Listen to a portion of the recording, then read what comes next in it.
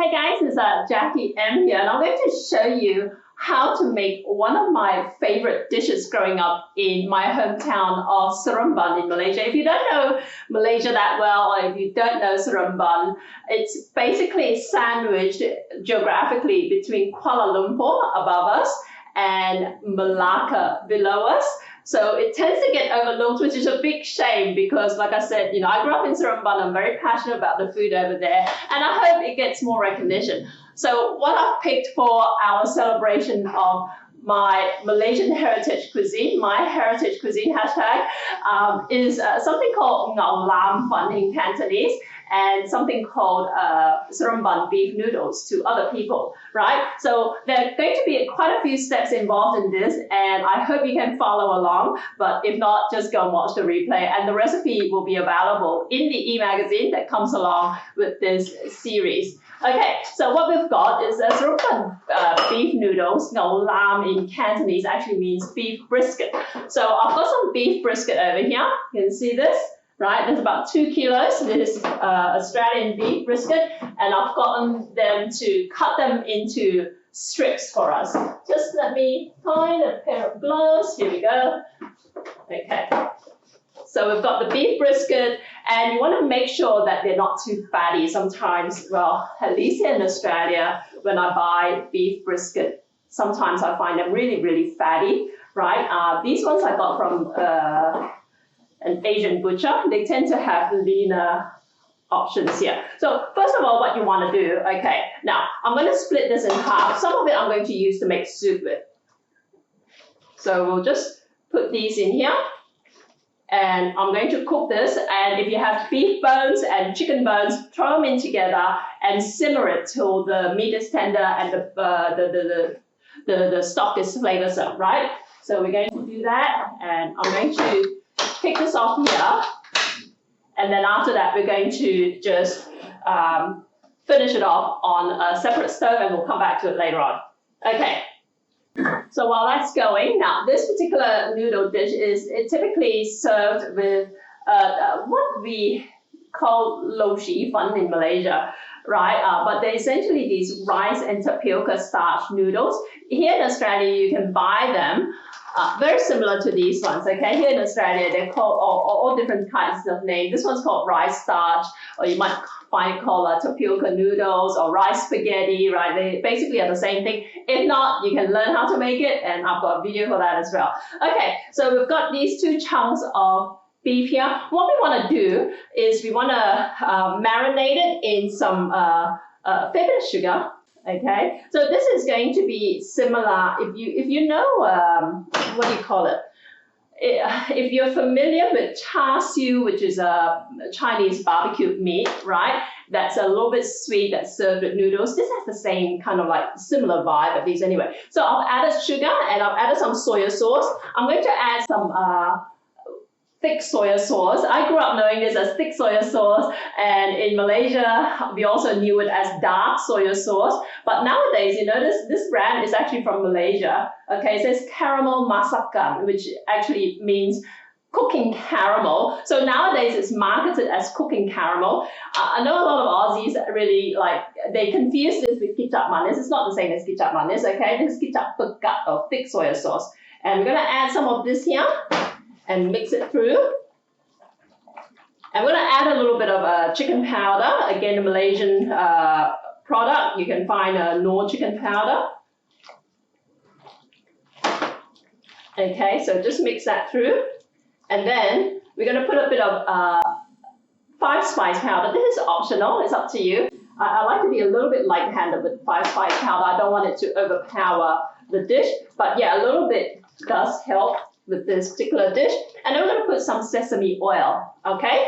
So, and some Aussies sometimes ask me, when they think of sesame oil, are you talking about like cold, like raw sesame oil, or are you talking about roasted sesame oil? I had to look it up one time, and I realized it's this this new health food movement in Western countries. People are familiar with cold pressed sesame oil. That's not what we mean when we talk about sesame oil in Malaysian cooking, all right? We talk all the sesame oil we use in Asian recipes, we refer by default to roasted sesame oil. Okay, so have a look in your Asian grocery store, and you'll have a lot of different options to choose from, but they're all roasted sesame. Okay, so we've got all this in here, and then what we're going to do, there's a couple of options. You can actually easily just slowly braise it. Now, this is one of those dishes. Sometimes, with Malaysian cooking, sometimes the ingredients are simple,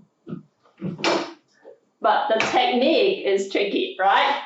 But on the other hand, there are some recipes where the ingredients list feels like, a couple of arm lengths worth of ingredients, but the technique is actually pretty simple. This is one of those, okay? So I've got this in here. I'm going to put it in the pressure cooker, okay? So I'm going to pressure cook this, add a little bit of water. So I'm cheating here a little bit. I'm just going to speed it up to soften it a bit, and then we're going to finish it off by braising it, okay? Okay, so I'm just going to pressure cook it for about 20 minutes, okay? But again, like I said, if you don't have a pressure cooker, don't worry. That's not how they do it traditionally, okay? I like using any kind of kitchen implements that are available to me to just kind of speed up my cooking along. But again, like I said, you don't really need it. Okay, so this is cooking. This is the soup, and I'm just going to move this to my other stove so that you can see what else I'm going to do, okay? Okay, so while that's cooking away, I'm just going to talk a little bit about some of the other ingredients and a little bit more of a background to this particular dish, at least from my perspective of growing up in Seremban in Malaysia. Okay, so this dish, like I said, is called ngau lam fan in Seremban, and the most well-known, I guess, in my generation was the outlet that was over in the Pasar Besar Seremban, which is the big market, the big wet market in Seremban. That had a food court upstairs, and there was this really famous store of ngau lam fan, and I think they had maybe one probably one other store that did what they did, but really essentially this particular store in Pasar Besar Seremban, they had the market corner in this particular dish. Nobody else really knew how to do it, and they were really famous. So people traveling, remember Seremban is en route to Kuala Lumpur. People down south in Singapore on their weekend trips up to KL would stop by in Seremban specifically so they can eat ngau lam fan. That's how famous it was. And for many years, I was told people were trying to convince the owner of the store to share his recipe, and he resisted, and then eventually they did go ahead and open an outlet in Singapore, because Singaporeans, they like their food, so they managed to convince him to open an outlet in Singapore. But you know what? We Malaysians are a little bit, I guess, a little bit fussy about about textures and all that. And apparently the texture of the noodles that go in this dish were not quite a match in Singapore, so the store didn't actually end up lasting very long. But Seremban was really known in its day for ngau lam fan. Eventually they did open, I think, one or two other outlets. So this is after my time. I came to Australia in 1984. So, but my memory of ngau lam fan was just this particular place. And when I go back to Malaysia, my main motivation for going back to Seremban, my hometown, is to eat this dish, okay? And when I came to Australia and eventually I opened my restaurants, I wanted to really stand apart, but I really had to figure out how to make this dish. And I actually, you know what? Nobody knew how to do it, so we had to hack the recipe. Thanks to my stepmom here. She started experimenting and testing, and she came up with the recipe, and she passed it on to me, and I ended up serving it in my restaurant. And by accounts of other Seremban people who visited my restaurant and tried it, it's pretty legit, okay?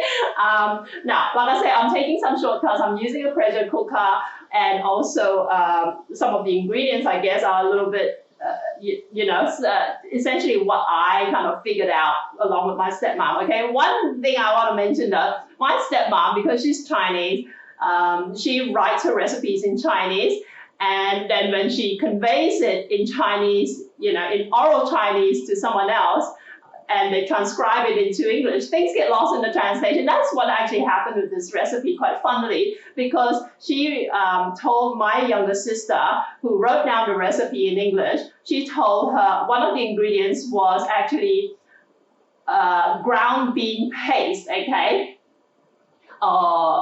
Yeah, what we call MOMC in Hakka. And then my sister wrongly wrote down oyster sauce, okay, which is how you in Hakka. So she wrote down the wrong ingredient for this dish, which we're going to come to when we make the sauce.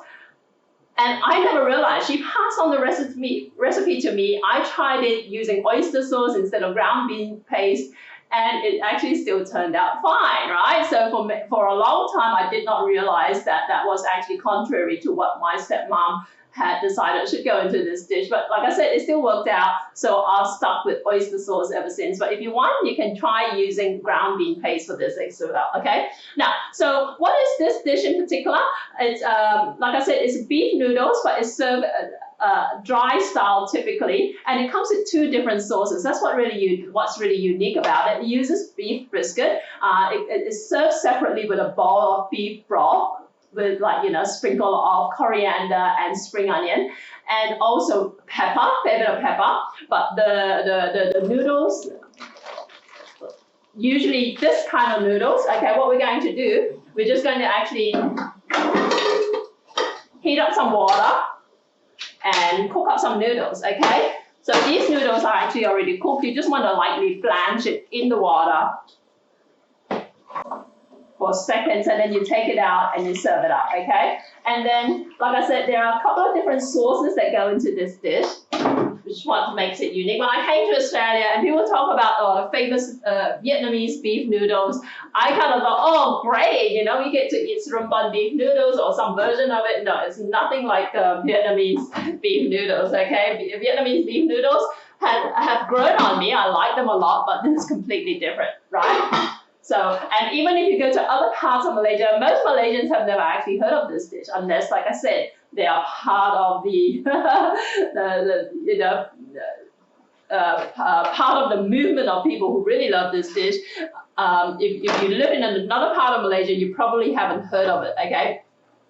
So, we are going to make a couple of different sauces, but what we need to do is we need the stock from boiling the beef bones and chicken bones and the beef brisket meat as well, okay? So we want to let those cook. Ideally, you can cook them in a pressure cooker, and that will speed things up, or you can just simmer them for hours to make bone stock, okay? So again, this is another Western thing. Westerners have taken on the whole bone broth thing, okay? We Malaysians have been doing it for centuries, I'm sure, okay? So like I said, we're boiling the beef, we're making the soup with it.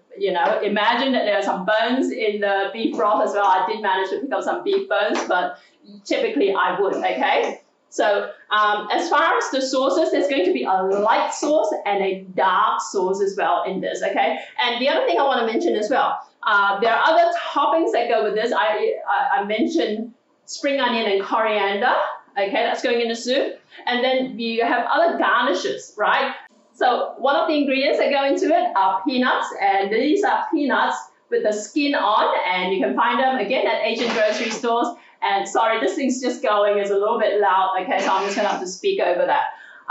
So peanuts, you can roast them, you can fry them, whatever, get them cooked up, and you're gonna put them as part of the assembly. The other thing that goes into this are actually salted mustard leaves, okay? These are called in Chinese ham choy, and in Hokkien it's called giam chai, okay? So that's what they look like, and we're going to slice them up. And the other thing that goes into it, sesame seeds. These, again, toasted sesame seeds. So usually what I would do is get a 500 gram or 1 kilo packet, and then I roast it all up, and then I store it in an airtight container, and every time I need it for other dishes, I just pull it out and use it, okay? Now, I just want to go back to the beef stock that we are making, all right? The beef broth we're making. our beef broth in Asian cooking, in Malaysian cooking at least anyway, is straightforward. We don't add other vegetables to it. I noticed another point of difference between Malaysian cooking and like Western cooking. When they talk about making stock, Westerners like to put all kinds of like celery. I hate celery, okay? That's why I noticed this. And all these other kind of vegetables to boost the flavor. We generally, when we're making stock, in my cooking at least anyway, it's just the bone, it's just the prawn shell, it's just, yeah, that, okay? It doesn't have all these other things to kind of like make them, you know, because I find that they change the flavor and then you can't really use it for other things, okay? If you want to then use it for other things, then yeah, by all means, okay? Which is kind of like part of the reason why I don't generally buy those packet beef stock or chicken stock, you know, that are made, that's kind of like Western made sort of thing, because I find that the flavor is not pure, okay? So this water is going. So again, toasted sesame seeds, peanuts, and salted vegetables, okay? So you will want, you will find at Asian grocery stores, and what you just want to do is just give them a rinse and then just slice them up. These salted vegetables are used in Chinese influenced dishes, okay? So this Ngao Lam Fan is a Chinese influenced dish in Malaysia, and if you don't know much about Malaysia, Malaysia essentially is made up of multiple ethnic groups. The three dominant ones are the Malays, Chinese, and the Indians, okay? And the way Malaysia is different, I think people struggle to wrap their heads around this, is that Malaysia is not multicultural in name only, we're multicultural in our food, and distinctly so, okay? So you might find, like, if you grew up in a household like mine, which is Chinese, that our diet may be noticeably different, our cooking styles may be noticeably different to what you will find in an Indian family, to a Malay family. But then what pulls us together are similarities as well that you wouldn't find, say for instance, the way I cook my Chinese food will be different to what a Chinese person in China cooks it, okay? So, but you will find the same in Malaysian restaurants around the world as well, okay? There are going to be dishes that you think, oh, that sounds like something I could just order at my Chinese restaurant or something like that, or at my Indonesian restaurant, or at my Indian restaurant. That's because that's how Malaysia really is. It's very, as the saying goes, Malaysia truly Asia. You know, it's not just a tagline, it is really true. You know, Malaysia is kind of like a one-stop destination for all of Asia, really. So the water here is boiling. Usually we use a little bit more water, but because I'm only cooking one portion, I've only just got like a couple of cups here. So what you want to do with these noodles is you just want to blanch them, really, okay? So this is what they look like. Again, if you live in a part of the world where you can't even get these noodles, I feel sorry for you, first of all. But second of all, they're easy to make, okay? I do have a recipe, hit me up for this, and I will point you in the right direction, okay? You can make it at home yourself. Okay, so we just want to quickly blanch this. Let me just go away and just wash my hands quickly because this is oily, and I shall be back. Okay, so we're back, and like I said, we just want to really kind of blanch this very quickly. Don't overcook it because it's already actually cooked. You just want to soften it, okay? So you got the noodles. This is what they look like. We're going to put them in a bowl.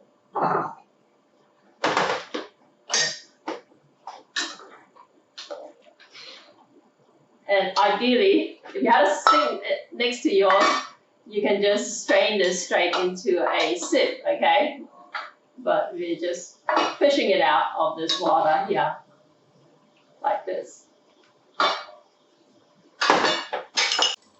Okay, so there are your noodles here. And if ever you visit Malaysia, you're going to find that our food portion sizes are actually generally noticeably smaller than what you would get here in the West, right? So this is probably about the average, and even maybe slightly on the large side of the average portion of Ngao Lam Fan. Let me get some gas for this. So like I said, this dish is actually pretty straightforward. No special like skills, like no flipping, no special wok skills or nothing required. You just need a little bit of patience because you want to cook the soup and you want to tenderize the meat, right? And also you want to make sure you've got all the trimmings that go with it, the salted vegetables, the peanuts, the toasted sesame seeds, and all that sort of stuff, okay? We just put this away so that we don't have too much of a clutter over here. Now, that's another ingredient. Now, when I was a kid, I wasn't that big of a fan of it, but you can actually optionally, when you order your ngao lam fan at the Pasar Besar, the wet market in Seremban, you have the option of having tripe with it, okay? But as an adult, I love tripe. So if you want to use tripe in it, go for your life. Just let me put on a pair of gloves. And then what you do need to do is separately boil it. You want to boil it till, again, this is a very Chinese way of doing it. You boil it in salted water, right? Just to clean it a little bit. And then, how do you figure out when it's done? You figure out when it's done by using a chopstick and sticking a chopstick through it. If a chopstick goes through it, it's ready, okay? That's how I was taught to figure out how long to cook my tripe for. It's actually not that long, maybe, I don't know. It's hard to say. I mean, it doesn't really fall apart. If you cook it for too long, I've cooked it for an hour, I've cooked it for half an hour, I've cooked it for 20 minutes, seems okay, okay? So what you want to do now is actually just cut it diagonally. Again, this is how we Chinese do it, okay? So, right, you just cut it like this. Do you like your tripe? Let me know if you do. And if you've had this dish, let me know actually. I love to, Seremban, like I said, often gets overlooked, okay? Because there are, obviously Malaysia has so many wonderful foodie destinations, but most people have never heard of this dish because it's unique to Seremban, right? When people think of Malaysia, they think of char kway teow or roti canai or nasi lemak or teh tarik. But go to Seremban, it's ngao lam fan, okay? But specifically though, like I said, because this is a Chinese dish, the Chinese in Seremban almost certainly would know what this is, okay? We'll have had it before. Okay, so this is just one stomach, and it's produced quite a lot of tripe, as you can see. And again, if you want to do this, just throw it in a pot of boiling salted water and just boil it covered, check in like 20, 30 minutes later, stick a wooden chopstick through it and see if it goes through easily, then it's done, okay? Just cut it up. There you go. So that's another trimming. So like I said, you know, all these trimmings are what probably take up a lot of your time in making this dish, but technically it's actually not hard to make, okay? So I hope you give it a try. Let me just get rid of this quickly. I just want to give this a wash and I'll come back. So I got rid of the water that I used to boil the noodles in, but remember I stuck my beef with some water to make some stock in my main kitchen. I'll come back with some of the stock from that pot, okay? So this is actually very flavorsome, very beefy already, but I'm going to let it simmer some more because we want to tenderize the beef, but we're going to use the stock to make one of the sauces, and the other sauce that we're going to use is actually from the beef marinade, okay? So two different sauces, and while we're waiting for the beef marinade, we can make this other sauce. And for this, what you want are, sorry, like I said, pressure cooker, a bit noisy, so I hope you can hear over my voice.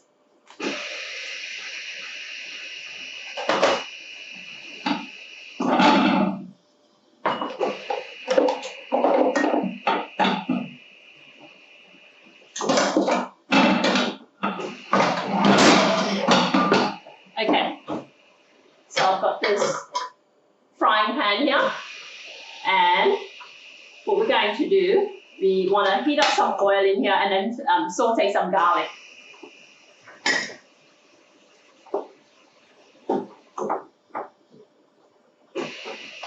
Okay, so I've got the oil, I've got the pan that's heating up. And, you know, I want to talk a little bit about the beef brisket, okay? So a little bit of oil. Why beef brisket? you're going to find that what broadly, obviously, is not an, you know, it's not a rule, okay, per se, but broadly, the we Asians, we Chinese in particular, we're very big on texture, and we go for the cuts of beef or really all meats really that maybe are less valued in Western cooking, if you know what I mean. So beef brisket you can actually get quite cheaply here in Australia because Australians see it all sinewy and like fatty, and they think, oh no, this isn't good, right? But that's what the Chinese or the Malaysians go for, because the sinews and all that, once they have been braised for a long time, they create this nice gelatinous kind of texture in your mouth when you eat it, okay? So, you know, the good thing is it means that your Malaysian or Chinese style Malaysian cooking efforts can actually be quite competitive budget-wise, okay? Quite reasonable budget-wise, because you go for the cuts of meat that are cheap in Australia, okay? So we're talking, like I said, beef brisket, we're talking about like gravy beef and those sort of stuff. Okay, so I've got this heating up. And today I'm going to add some garlic. It's a fair bit of garlic in my cooking. I love my garlic. Okay, I'm going to sizzle this. And this is what we're making here is the light sauce. Okay, remember there's a dark sauce and a light sauce, and both of them go on your dish. Okay, it's not an either-or proposition, it's both of them.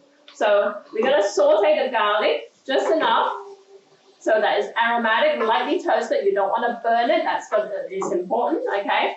Then you're going to add the stock, the beef stock, okay?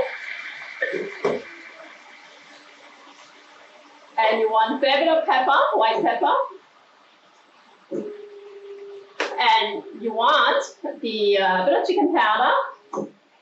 Okay, chicken powder, I use it in lieu of salt in some of my cooking because it's got a fuller body flavor. And then this is where the oyster sauce / brown bean paste confusion came in. Like I said, my mom said to use brown bean paste. My sister wrote it down incorrectly as oyster sauce, gave it to me, and I stuck this dish on my restaurant menu using oyster sauce, and I'm stuck with it. Okay, basically, let's just put a little bit more stock in here. Okay. And let's just quickly taste test this. Like I said, garlicky. You can reduce the garlic, you can strain it out if you want, okay? I do like the flavor of garlic.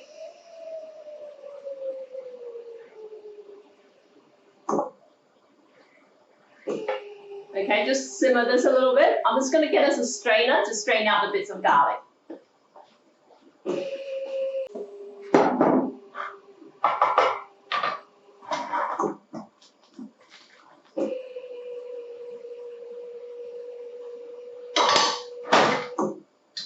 Okay, so this is what it looks like now. It's a foggy but light color, right? So what we're going to do is now we're going to thicken the sauce.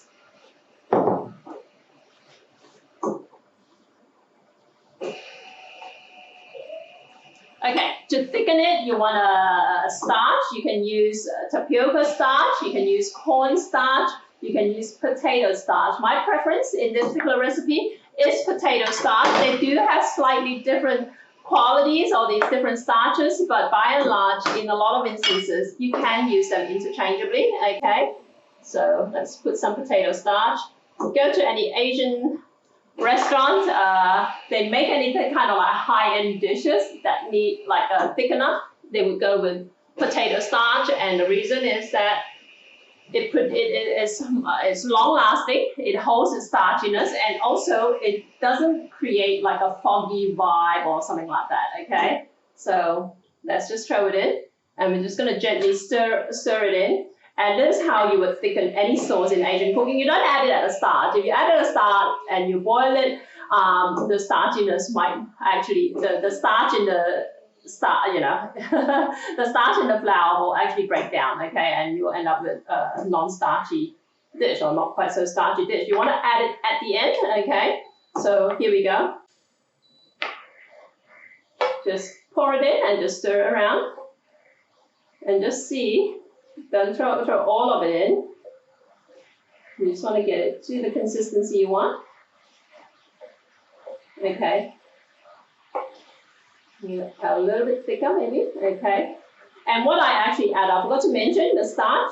You add some cold water to the starch, okay, before you add it in. Not hot water, okay. Hot water will make it lumpy. Okay, and then you stir it around and voila, that's your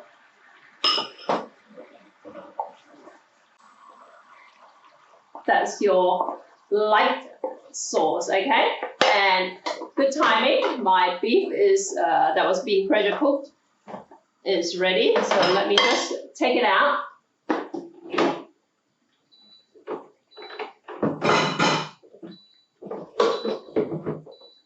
This is what it looks like, and we do need to actually still finish it off, okay? We need to actually braise it and thicken up the sauce. We want to turn this beef into that barbecue meat vibe that I mentioned earlier, the char siu, okay? This is like beef char siu for all intents and purposes. We put it in here. So the whole pressure cooking thing is just to kind of like speed things up a little bit for you. Just pour this in, and we just want to gently braise this. So braise it till it's all coated and thickened, right?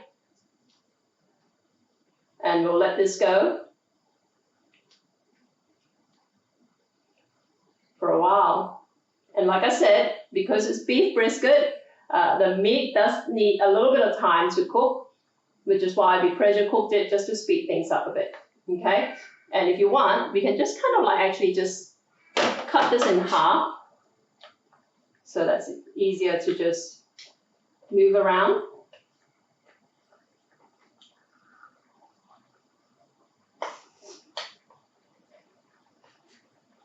Okay, so just simmer this till it's reduced, okay? And in the meantime, I'm just gonna fetch some spring onion and actually coriander from my garden. And we'll cut them up, okay? So I'll let this go, and then I'll come back in a second.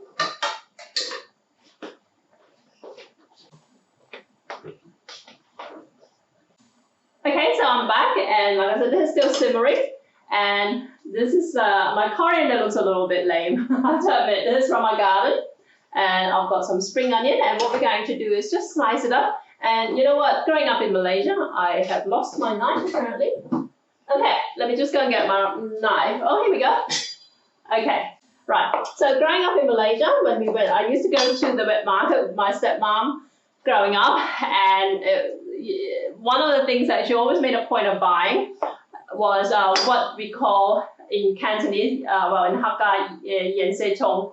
Yen sei chong is like coriander and spring onion. They go hand in hand in a lot of our dishes, okay? So this is something if you want to have a go at cooking, Malaysian dishes at home. Always try to make sure you have this on your shopping list. Coriander plus spring onion, yen sei chong. Okay, so you just want to cut it into slices or little bits here. And just save this for your garden, okay? That's what I do. Sometimes they grow.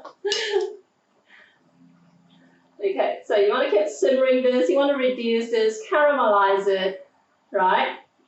You can see how it's just turning a nice glossy sheen, right?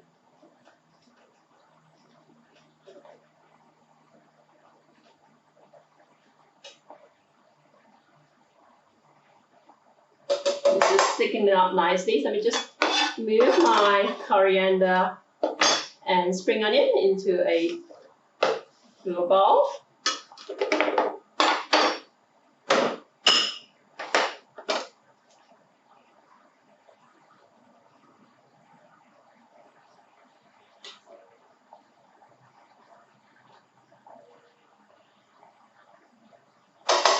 Now, I have to admit, right, when I made this for my restaurant, a lot of Westerners, they see beef, or Aussies like their beef, they'll order it, but then they find that this is a little bit of an acquired taste, because I have to warn you, because of the sugar in the beef, I think a lot of Aussies aren't used to eating sweet beef, okay? So, like I said, it is a little bit of an acquired taste, but the Malaysians, especially the Seremban Malaysians who've tried it, they swear by it, okay? So so give it a chance to work its way into your consciousness, into your palate, okay? Okay, so this is just cooking up here.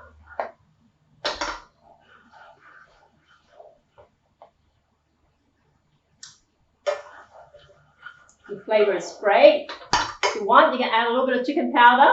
Boost the flavor a little bit. Bring out some of the savouriness in this. Bit of pepper.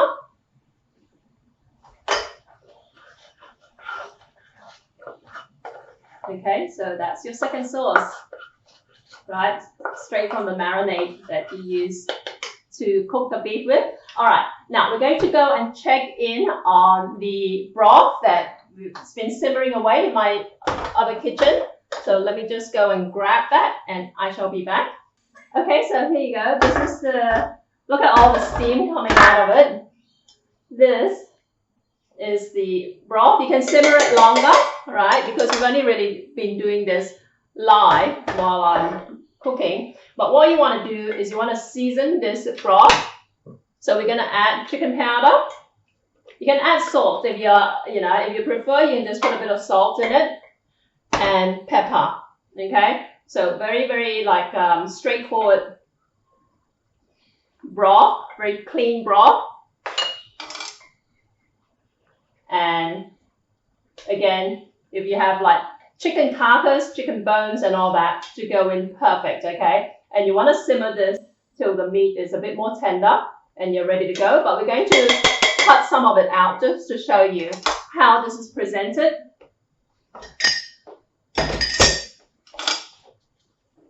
So let me just get a chunk of the beef.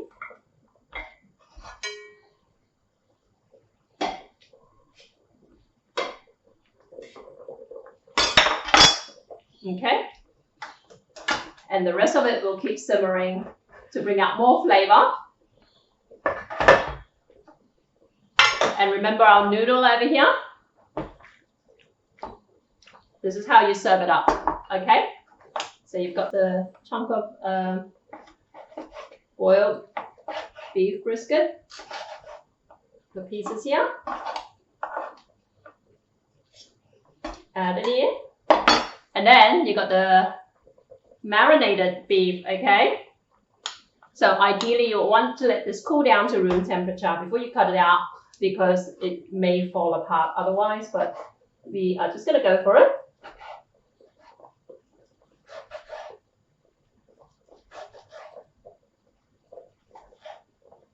Okay, you see this? You put this over here.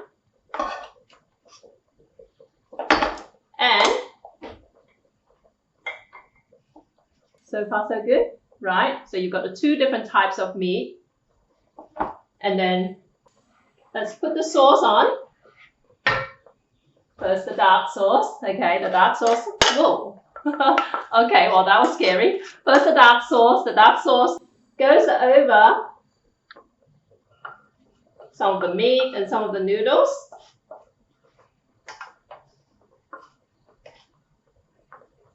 And then got the light sauce.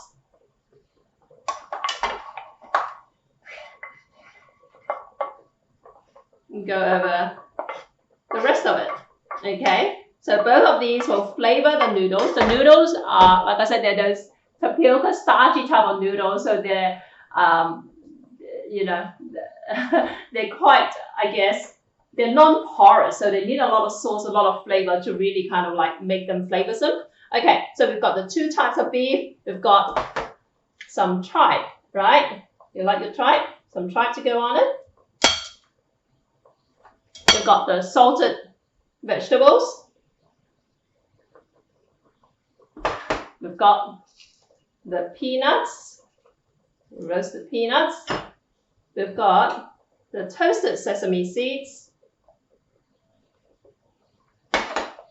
And sprinkling of spring onion. There you go. So that's your bowl of ngau lam pon. Very, very hearty dish. I'm going to get a separate bowl and I'm going to get some soup served up as well. So I've just got a little Chinese sea bowl here. So what you can do is put some spring onion, coriander, and some of the soup broth in here.